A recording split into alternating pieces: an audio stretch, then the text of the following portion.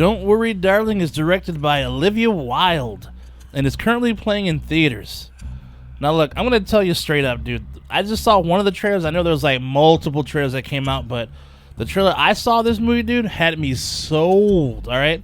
And honestly, I really didn't care about all the supposed on-set drama or who's banging who BS and everyone is talking about and all that crap, dude. Shit like that goes on set all the time, alright? We just don't always hear about it.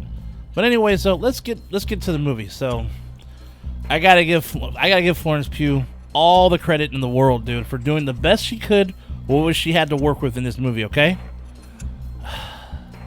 Now, look, I know I'm jumping the gun, so let's start with the story first. Okay, so this story is about Alice and Jack Chambers living in a closed-off community that has a setting familiar with the 1950s, okay?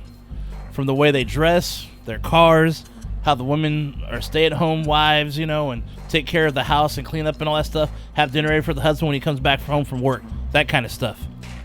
I'm talking the wives in the morning, you know, walk their husbands to their car, kiss them goodbye as they drive off away in unison, all right? And the women stay home, clean the house, go shopping together, having dance lessons, wash, rinse, repeat, the same thing over every day.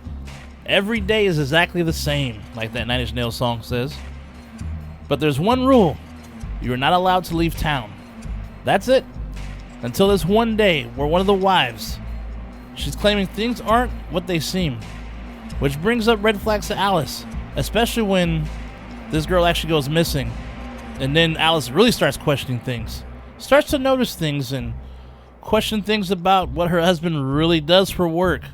And there's never really been any actual explanation as to what it is he does. The one thing she knows for sure is there is one man who runs the town. The man who's pulling all the strings. Frank. And he is hiding more things than they all may realize. Let me start off by saying the art production looked great, dude. What I enjoyed the most was the soundtrack, or I guess you could say the score. Very outside the box type of sound. It's not your normal music you'd hear, but I liked it a lot. Very interesting sounds is all I'll say if you haven't seen it.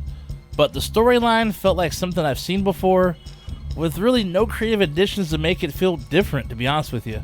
For the most part, this movie was pretty cut and dry. There are some scenes that are enjoyable, but the overall feel of the movie is pretty predictable. And if you paid close attention to the trailer, it actually gives away what's really going on in the first place, or at least gives you some ideas, and which is not always that good, dude. And that's what I was afraid of when when it came to fruition. Plus, in the end, there were more questions left unanswered than answered. All right, I gotta do this. I'm sorry, but I have to go into spoiler territory just for a little bit. So here's the sign, and once it goes away, that means my rant is done. All right. So all right. Anyhow, I've heard some people complain about certain things that made no sense to them. So I'm gonna go through them. Some things that didn't make sense to them, but also didn't make sense to me too. But I made sense of some of them, so we're gonna go kind of back and forth. But anyhow, here we go. So 1, where do the husbands actually go when they're driving in the desert? Well, they're going to that tall building on the hill to go back into the real world and do a little work, I guess, you know. And also, they have to disconnect themselves from the Matrix-like state and take care of their wives, actually kind of feed them a little bit, just enough so they won't die while they're in that, you know, weird state and whatnot. Even though these women have no clue what's going on. Another question is, why did these guys do this? Because they were desperate to be loved and did the saddest shit you could ever do by sabotaging his woman to be with them in this make-believe world, dude. Loser shit for real.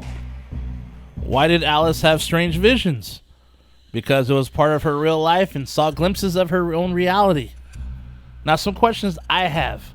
When they put Alice through the memory clearance towards the end, I wonder if that was in the real world or was it in the fantasy world? And why did every couple have pretty much the same or very similar backgrounds on how they met, you know, in this fake world? And why didn't they be more creative so questions would never come up in the first place, right? I'm telling you right now, dude. I mean, if I was these guys, not saying I would do this, I'm just saying if I were these idiots, though, I would have had multiple stories, dude, to make shit hard to figure out. Because those stories were just too damn simple. And also, the big question I got, why did Allison, or actually how did Allison see an airplane in the sky on a trolley, dude, if this all was a make-believe world? I mean, I think their answer would say it's probably like some kind of a metaphor or whatever, but to me it still made no sense if it wasn't the real world in the first place, so it's a little bizarre. I also really wish we knew why Frank created this world and who this dude is, because we don't know anything about this guy's background. I mean, obviously he's a fan of fascism, but I mean, how is this thing going to be financed anyhow, though? Because, shit, we know Jack, we know that motherfucker was broke as fuck, and I'm sure the other losers were as well. Alright, so that's all for the spoilers, though, but I'll say this movie's like a mix of Pleasantville, Matrix, and The Truman Show. Yeah, if you don't watch many movies, then this one will probably be entertaining to you, though. But for me, on the other hand, dude, it just felt bland. It was just not that creative story-wise. So one last thing I gotta say about this. Olivia Wilde is a really good director. I mean, I thought Booksmart was well made, dude. Great film. This movie, Don't Worry, Darling, it was okay, but like I said, it could have been excellent. I mean, this had the potential to be a great fucking movie, dude. Seriously. You know, she did act in this one as well, and so I'm just curious, did pulling double duty become a bit of a challenge? You know, with this sort of movie, there are just so many moving pieces and stuff going on, and maybe she should have cast another actress to play her role and focus more on directing. I mean, I don't know. I'm just throwing it out there. Just, you know, wonder what you guys think about that, though.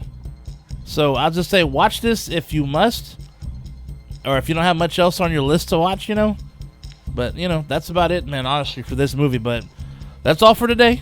Stay nasty, my friends. Be sure to slice through the like button to get to the subscribe one. And don't do it in the dream world. Do it for real. Do it for real. Because on a Don't Split Up channel, hell has never been so cool. Chez Nasty out in the real world and the fake one.